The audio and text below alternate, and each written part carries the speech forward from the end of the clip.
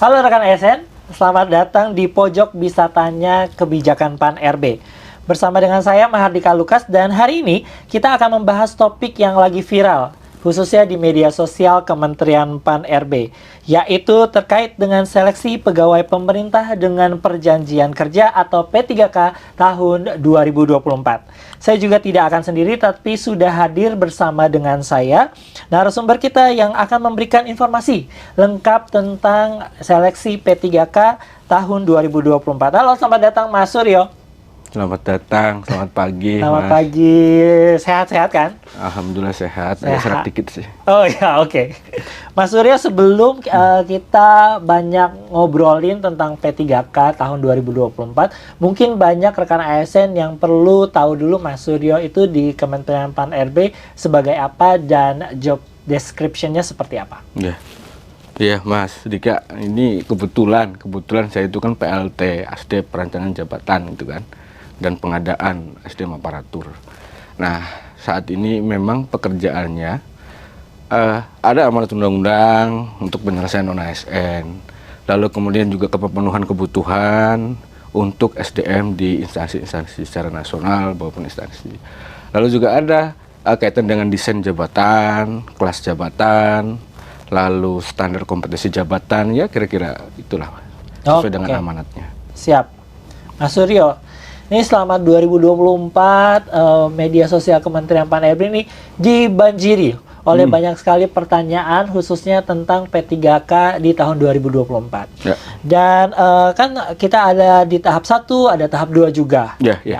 Di tahun 2024 ini kita sekarang saat ini sedang ada dalam tahap pendaftaran P3K di yang tahap kedua. Ya. Banyak banget yang datang pertanyaan, komen di media sosial yang menanyakan tahap satunya ini kapan diumumkan? Oh iya. Nah sebelum kapan pengumuman itu, jadi boleh nggak saya cerita sejarahnya ini kenapa Boleh bisa dong, sampai boleh, rame, boleh. lalu kemudian jadi isu trending dan lain sebagainya. Nah jadi Mas Dika, ini kan sebetulnya berawal dari PP 49. Jadi undang-undang sebelum Undang-Undang 20, jadi PP 49, ada PP 49. Nah, PP 49 ini kan amanat dari ketentuan pelaksana dari Undang-Undang 5 2014. Nah, di dalam PP 49 itu ada pasal yang menyebutkan bahwa non-ASN itu, penataan non-ASN itu harus selesai di November 2023 waktu itu. Nah, ini kan mengamanatkan ke semua instansi harus ditata, harus diselesaikan. Nah, tetapi dengan waktu yang relatif sudah mendekati waktu itu ya 2023, lalu kemudian ada revisi Undang-Undang ASN menjadi dari Undang-Undang 5 menjadi Undang-Undang 20. Kemudian juga di situ mengamanatkan yang harusnya diselesaikan November 2023. Jadi amanat melalui Undang-Undang 20 itu untuk diselesaikan dan ditata sampai dengan Desember 2024. Nah, ini sudah Januari. Nah, bagaimana menata itu? Nah, kita kan harus lakukan waktu itu pendataan tuh 2022. Nah, dari hasil pendataan itu, nah ada sekitar 1,7 yang belum terselesaikan. Nah, ini amanatnya kesepakatan pemerintah dengan DPR untuk diselesaikan Desember 2024. Nah, proses penyelesaiannya itu melalui pengadaan P3K ini. Nah, P3K ini kita bagi tahap 1, tahap 2. Karena non-ASN ini sekian banyaknya non-ASN itu dan variasinya macam-macam. Ada sisa THK 2. Lalu kemudian juga ada sisa guru-guru yang THK 2 dan lain sebagainya. Karena non-ASN ini kan ada terbagi beberapa kategori. Ada nakes, ada guru, ada teknis. Nah, sehingga ini perlu proses penyelesaiannya bertahap. Ada tahap 1, tahap 2. Nah, pertanyaannya kapan selesai tahap 1? Tahap 1 itu harusnya selesai minggu ini. Selesai minggu ini, dan sebetulnya kami di Pansel dengan BKN itu sudah menyampaikan ke semua instansi pemerintah untuk dilakukan pengumuman karena seleksi sudah selesai. Nah, sudah disampaikan ke instansi, dan beberapa banyak instansi sudah mengumumkan, tetapi kalau update dari tadi pagi itu sekitar kurang lebih 100 belum mengumumkan ya. Ada sekitar 100-an kurang lebih belum mengumumkan. Nah, mudah-mudahan hari ini atau nanti sore sudah diumumkan. Amin. Jadi yang masih galau nungguin pengumumannya, mudah-mudahan nanti sore akan diumumkan oleh instansinya yang membuka P3K tadi ya. Betul, karena kewenangan mengumumkan itu ada di PPK. PPK itu ya dari instansi itu. Bukan dari BKN, bukan dari Menpan. Bukan. Oke, siap. Mas Suryo. Banyak yang cerita di komentar gitu kan, mungkin berdasarkan personal historinya. Ada yang cerita tentang kalau dia ini tidak mendapatkan formasi ya pada saat tahap pertama kemarin. Lalu nggak dapat formasi, lalu ada juga yang karena banyak peserta seleksi yang nilainya tinggi namun kalah sama ex THK 2. Ya. Bagaimana Mas Suryo menanggapinya? Nah, ini tadi kan saya sampaikan bahwa non-ASN ini kan variasi kategorinya macam-macam. Nah, pada saat proses penyelesaian ini kan kita lakukan sesuai dengan urutan prioritasnya. Nah, THK 2, lalu kemudian ada non-ASN yang database BKN.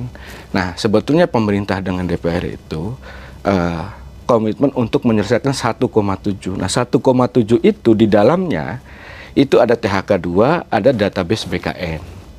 Nah, THK 2 ini sebetulnya pendataan lampau dari tahun 2009 lalu. THK 2 itu. Nah, sementara untuk yang database BKN ini hasil pendataan 2022 kemarin. Nah, sehingga kelulusan didasarkan pada prioritas THK 2 terlebih dahulu. Walaupun nilai yang bersangkutan itu lebih rendah dari yang database BKN, karena prioritas kelulusan THK 2 terlebih dahulu. Kalau THK 2 selesai, baru kemudian database BKN. Kira-kira seperti itu. Nah, lalu kemudian pertanyaan Mas Dika, bagaimana dengan yang tidak dapat formasi? Nah, sebetulnya melalui Kepmen, beberapa Kepmen, kebijakan-kebijakan Kementerian Pan-RB, melalui Ibu Menteri itu, prinsipnya kami komitmen sekali lagi menyelesaikan non-ASN ini. Tetapi persoalannya itu kan ada pada pembiayaan. Nah, jadi misalkan di instansi itu non-ASN-nya ada 10, tetapi kemampuan untuk membayar gaji untuk non-ASN pada saat diangkat P3K itu 8 misalnya. Kan gitu kira-kira. Nah, artinya instansi itu kan mengusulkan 8 karena kemampuan anggarannya untuk 8 orang, 8 P3K. Nah, yang 2 ini tidak dapat formasi, bagaimana pertanyaan kan begitu. Nah, ini kalau di ketentuan kita, ini sementara dia paruh waktu P3K dulu. Yang penting, teman-teman non-ASN ini mengikuti seleksi sampai tahapan akhir. Gitu. Kira-kira gitu. Oke. Melanjutkan tadi soal pemerintah berkomitmen bersama DPR untuk menyelesaikan tenaga non-ASN ini berdasarkan prioritasnya. Ya, ada yang dari database, ada juga yang dari THK 2 tadi. Mas Suryo, ada juga yang bertanya, bagaimana kebijakan penyelesaian tenaga non-ASN baik yang terdata ataupun yang belum terdata? Karena sepertinya pemerintah hanya fokus di yang terdata oleh BKN dulu. Sekarang kalau orang baru ini gimana? Ya, kalau dari kebijakannya begini. Jadi itu diselesaikan dan ditata begitu. Nah, prinsip pemerintah menghindari PHK massal. Menghindari PHK massal. Jangan sampai orang-orang non-ASN ini diberhentikan. Nah, kita berikan kesempatan kepada teman-teman non-ASN yang tidak terdata mengikuti kesempatan, mengikuti seleksi. Ya kalau nilainya bagus, layak ya mungkin bisa. Nah, selain itu instansi ada banyak instansi juga pada saat proses melakukan pendataan itu mereka sanggup untuk membayar lebih dari formasinya, itu lebih dari non-ASN yang terdata, karena ada beberapa yang waktu itu ketinggalan terdatanya dan sebetulnya mereka memenuhi kriteria gitu. Nah, ini kan diberikan kesempatan, tetapi sekali lagi karena komitmen kita selesaikan 1,7, prioritasnya tetap yang terdata terlebih dahulu. Itu dulu kita selesaikan. Gitu. Untuk selanjutnya nanti yang belum terdata akan diselesaikan selanjutnya. Oke. Tadi di-spill sedikit kalau ini juga ada sangkut pautnya dengan anggaran dari instansi tersebut. Dicontohkan tadi misalnya ada 8 kuotanya tapi ada 10. Yang 2 akan menjadi P3K paruh waktu. Ini berkaitan dengan pertanyaan saya berikutnya. Sebenarnya kebijakan P3K paruh waktu itu seperti apa, Mas? Ya, nih. Nah, ini sebetulnya salah satunya ada kebijakan di Undang-Undang HKPD itu, belanja pegawai itu kan tidak boleh lebih dari 30%.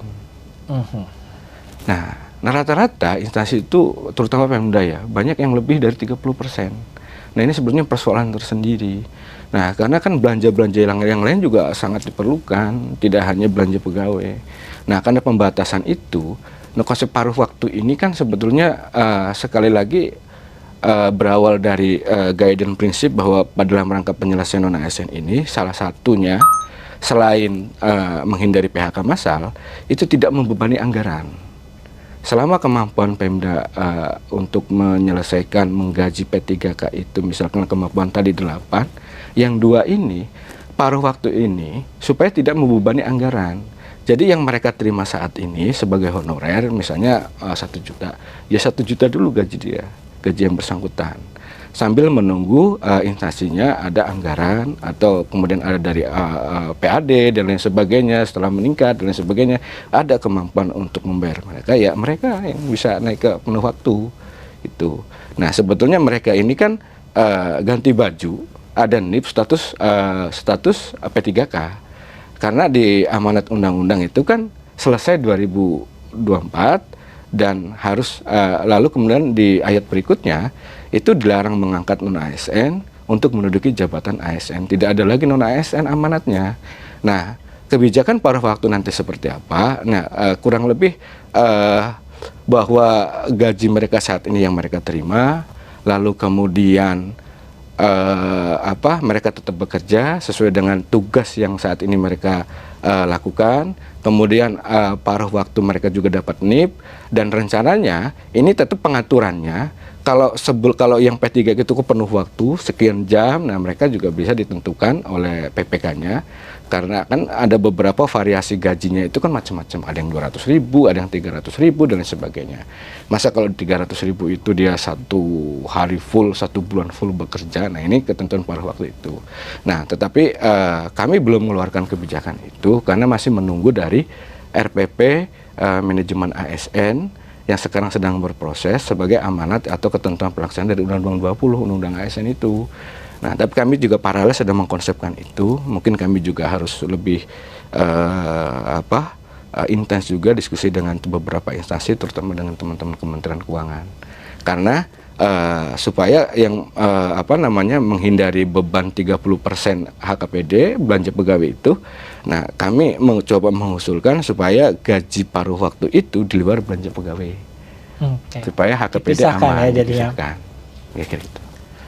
Berarti untuk sistem kerja, pembayaran gaji dan anggarannya itu pada dasarnya si P3K paruh waktu ini belum ada payung hukumnya. Belum ada payung hukum, tetapi paling tidak nanti hasil seleksi ini mapping datanya sudah ada dengan proses seleksi ini.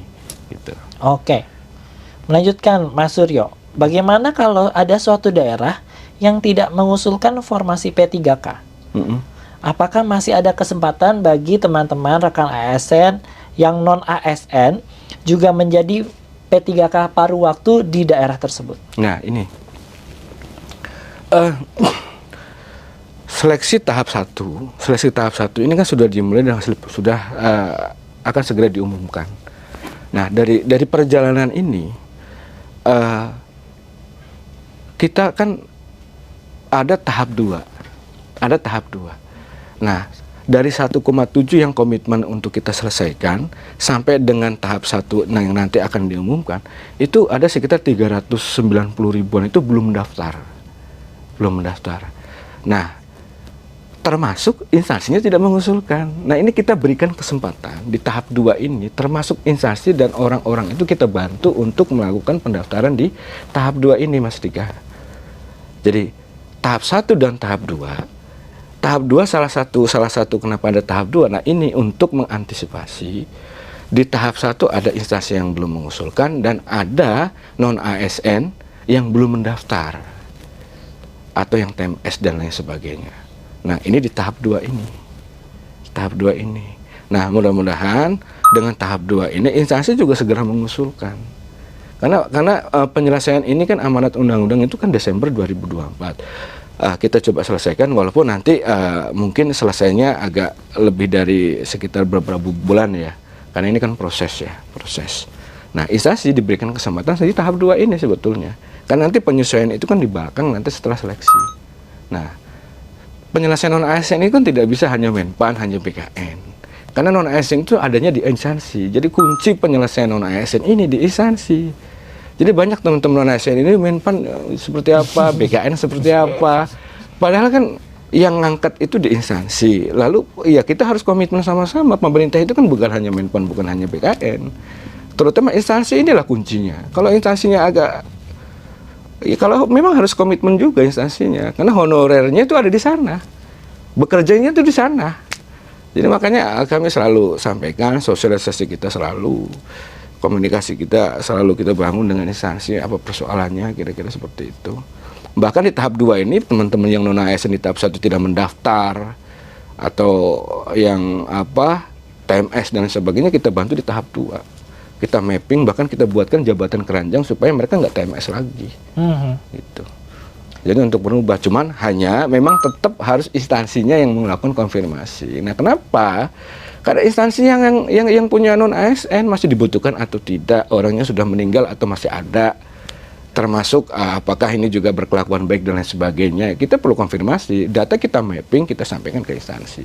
Nah, instansi melalui sistem tinggal konfirmasi apakah masih dibutuhkan atau tidak. Nah, ini di tahap 2 ini yang kita bantu untuk teman-teman yang terutama yang database ya sebagai prioritas, kita selesaikan di tahap 2. Nah, ini kan sudah diperpanjang sampai tanggal 7 Januari ya. Nah, mudah-mudahan nanti sampai 7 Januari, kalau dilihat datanya sudah banyak ya, sudah banyak. Mudah-mudahan tidak mundur lagi. Karena ya itu sekali lagi kami perlu kerjasama dengan instansinya. Kuncinya itu di instansi sebetulnya. Kita sudah buatkan fasilitasnya, kebijakan sudah kita buatkan, fasilitas infrastruktur sudah dibuatkan oleh teman-teman BKN. Konfirmasi tinggal kita sampaikan data ke ke instansi. Nah, instansi melakukan konfirmasi. Jadi titik akhirnya sebenarnya nantinya semua instansi itu, jadi tidak akan ada teman-teman P3K yang tidak punya formasi di instansinya. Ya. Itu akhirnya kan sebenarnya. Di tahap 2. Di tahap kedua ini. Oke. Kita lanjutkan ya Mas Suryo. Tadi kita banyak ngobrol soal teman-teman P3K yang ada di database BKN. Mereka mengikuti seleksi CPNS. Ya.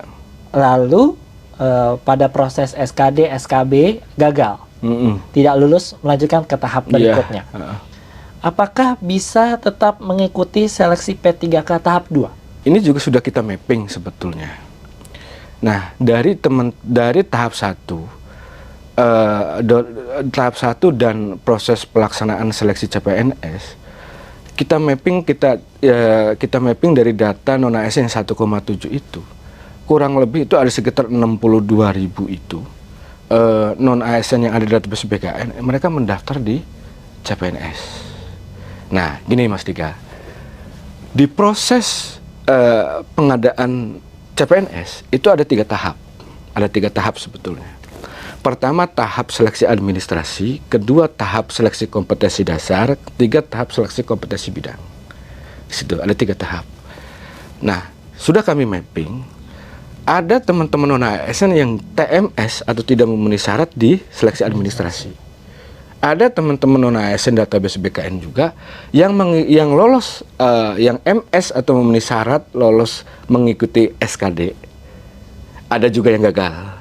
Nah, yang lolos SKD ada juga sedang mengikuti, lalu kemudian mengikuti SKB. Nah, sekarang juga sedang berproses. Nah, jadi Mas Dika, nah kebijakan terbaru Kemen kita terbaru ada 3 kriteria tambahan untuk pelamar atau peserta database BKN untuk mengikuti tahap 2. Yang pertama, itu teman-teman non ASN yang gagal atau TMS pada seleksi administrasi di pengadaan CPNS, seleksi CPNS. Lalu yang kedua, ada teman-teman non ASN yang TMS di administrasi di seleksi P3K tahap 1. Dan yang ketiga, non-ASN database BKN yang tidak melamar sama sekali. Nah, 3 ini diberikan kesempatan untuk mengikuti tahapan seleksi. Nah, prinsipnya tadi yang penting teman-teman non-ASN ini mengikuti seleksi terlebih dahulu. Nah, bagaimana yang gagal SKD, yang gagal SKB? Nah, yang bersangkutan sudah mengikuti seleksi, Mas. Oke. Berbeda dengan yang TMS di administrasi, artinya yang bersangkutan belum mengikuti seleksi. Tidak pernah sama sekali. Tidak sama sekali, makanya diberikan kesempatan untuk mengikuti seleksi, gitu. Pertanyaan Mas Diki, bagaimana yang gagal SKD, bagaimana yang gagal SKB? Yang bersangkutan itu mengikuti seleksi. Bisa saja nanti, kami sudah nanti mungkin dalam waktu dekat kami mapping data-data itu, teman-teman yang gagal di CPNS, tapi mengikuti tahapan seleksi baik di SKD, maupun sampai dengan SKB, itu bisa kita optimalkan ke paruh waktu sebetulnya. Tapi nanti kita lihat perkembangan, datanya seperti apa, karena proses pengumuman seleksi CPNS pun sedang berlangsung kan, termasuk yang tahap 1 sedang berlangsung. Gitu ya. Saya mau kasih challenge dulu buat Mas Suryo. Gimana? Mas Suryo boleh nggak kasih pesan kepada para pelamar P3K atau masyarakat umum yang nantinya punya niat untuk mendaftarkan diri menjadi P3K di instansi pemerintah? Oke, Mas Suryo. Monggo, Mas Suryo. Ya, baik, Mas Dika dan teman-teman sekalian. Proses penyelesaian untuk non-ASN ini amanat dari Undang-Undang 20. Nah, amanat dari Undang-Undang 20 ini harus kita selesaikan Desember 2024. Tetapi kita masih perpanjang sampai tanggal 7 Januari. Nah, tanggal 7 Januari ini harus dimanfaatkan dengan baik karena kesempatan hanya datang sekali. Dan kepada teman-teman instansi yang sudah melakukan konfirmasi sesuai dengan tahapan-tahapan yang sudah kita lakukan bersama itu, ini baru 96 instansi. Baru 96% instansi. Jadi masih ada 4% yang belum melakukan konfirmasi. Artinya, teman-teman non-ASN yang ada di instansi tersebut belum bisa mendaftar ketika instansi belum melakukan konfirmasi. Nah, kami mohon bantuan teman-teman instansi yang termasuk di dalam 4% itu untuk segera lakukan konfirmasi supaya teman-teman non-ASN bisa segera mendaftar sampai dengan tanggal 7 Januari ini. Jadi kita upayakan bersama Menpan, BKN, dan instansi yang lain termasuk instansi yang di daerah untuk segera lakukan konfirmasi supaya teman-teman instansi pemerintah, teman-teman di non-ASN di instansi pemerintah segera melakukan submit pendaftaran. Jadi kuncinya juga ada di instansi. Kuncinya sebetulnya instansi karena ada di sana. Kalau instansinya nggak melakukan konfirmasi, teman-teman tenaga non-ASN ini nggak bisa daftar. Nggak bisa daftar. Sampai di deadline tanggal 7 Januari. Betul. Oke, siap. Terima kasih banyak Mas Suryo atas waktu dan kesempatannya. Ya, rekan ASN, terima kasih banyak yang telah menyaksikan program Pojok Bisa Tanya Kebijakan PAN RB episode tentang seleksi P3K tahun 2024. Sampai jumpa lagi di lain kesempatan. Wassalamualaikum warahmatullahi wabarakatuh.